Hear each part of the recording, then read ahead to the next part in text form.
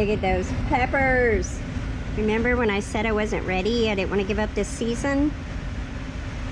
And I dug that up and I brought it in here, and it's so heavy it's leaning over. Look at that. Bell peppers. So this is the reason for my video right here.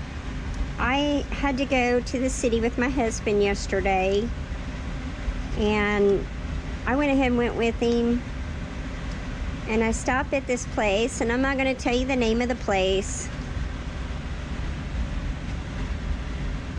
but I wanted some ladybugs, and they had these little packages, supposed to be 300 in each pack approximately, and they keep them in the refrigerator, and out of those 3 packs, and granted, they went ahead and let me have the packages, but I'm not kidding, I'm lucky if there's even 30 ladybugs that are alive.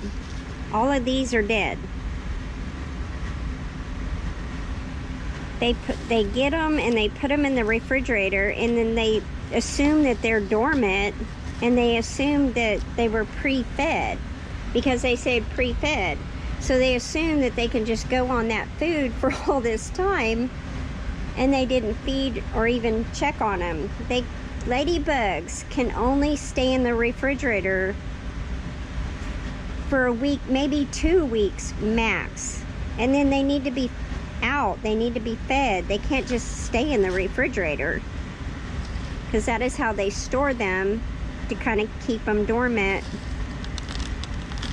But they need to eat. Ladybugs are voracious eaters. They have got to eat a lot of food, and with 300 ladybugs in there and that little cotton swabs with supposed food on it, I don't know, it blows my mind. I'm kind of sick with this industry because, number one, these little mesh bags, I don't really like them.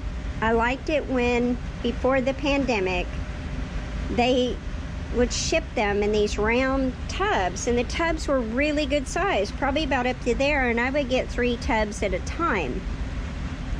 Several thousand, like over 4,000 ladybugs in each tub. Well, I don't use chemicals or fertilizers or any garbage on my farm. I am a regenerative farmer. I grow naturally. So I use nature to combat any issues. And I'm just disgusted. You can't even get ladybugs hardly anymore. Look what they did. They just let them starve and die in the refrigerator. Also, when you get ladybugs, and for instance, I use them in this greenhouse, they have to have nectar. They have to have food. They can't just, you can't just put them in here and let them eat all the pests like the aphids and mealybugs and all that, and then just not do anything with them. They have got to have nectar. They got to be fed. So you can feed them with soaking a couple raisins, and they will eat on that. But I just thought that was pathetic. Now, it didn't cost me anything for these packages, but I've talked to this place about taking care of their ladybugs, and I guess they just don't want to do it. But isn't that sad? So all these ladybugs are dead. Believe me, I laid them out on a thing, and I tried moving them around to make sure I got all the live ones out that I could. Any of them that were moving, I got them out, and I got them sugar water and soaked raisins. And if they're well enough and strong enough, I will put them in here. But most of them are real lethargic and weak, and I'm not even sure how many of those will actually make it. I don't know. This just irritates me. Because obviously I've got some issues going on. When the temperatures drop in here, the condensation gets really thick, because I've done the beneficial nematodes, and I thought I had spider mite damage, which I've tackled that before, and maybe I still do. But I've released lacewings in here, ladybugs, and they normally clean all this up and then all this start thriving again. Well, now I'm having these issues again. So I definitely need these beneficial bugs, but it's not going to do me any good if they're freaking dead.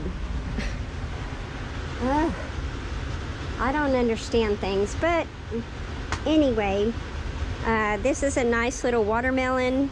It's a Cypriot drought-resistant watermelon I'm growing for the Roughwood. When the watermelons get big, then I harvest the seeds out of there, collect the seeds for them, and then I get to eat the watermelon. What a deal. I enjoy that a lot. But I also like healthy plants, and you know, greenhouses are wonderful, but I'm going to be honest with you, they are a lot of work. You can't just plant the stuff and let it go.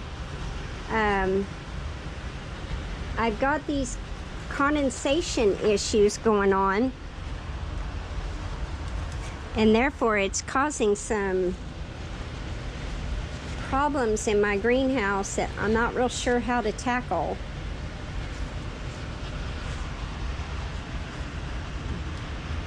This is what's going on.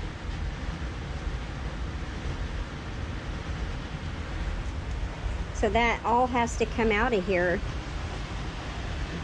But you have to have your nectar plants in the greenhouse for your beneficial insects. I have flowers, and I got echinacea back there, some marigolds, which I'm having issues with those. It seems like a lot of this stuff gets that condensation on it, and it stays wet, and then at night when the temperatures drop and it's nice and cold in here, then that sits on those leaves and causes issues. And I have never dealt with this before. That, like I said, this is the second year of our greenhouse. We're going into year number 2 as of in October. So I am learning all kinds of things now. Oh, look, tomato. Heck yeah. That's very exciting, because this is November in Oklahoma and I'm getting a tomato. My passion vine is taking off and looks like it's going to take over. But you remember when I did all those tomatoes and they just turned into this jungle? Well, now the peppers are doing it. So I'm going to have to pull them out. I'm not going to pull this out, but I think all of them, they just need to be pulled out. I need to not have it like this. This is a jungle, and you can't even get in there to get these peppers off the vines. Look at this. There's a lot of peppers. Jalapenos. And so I've never made the cowboy candy, and I had a request for it, so I'm going to try and make it. But I'm going to go ahead and end this video because I'm starting on to another issue, and rather do another video about that instead of why I'm upset about those ladybugs. And that needs water, and I missed that. So I got to get busy. We'll talk to y'all later.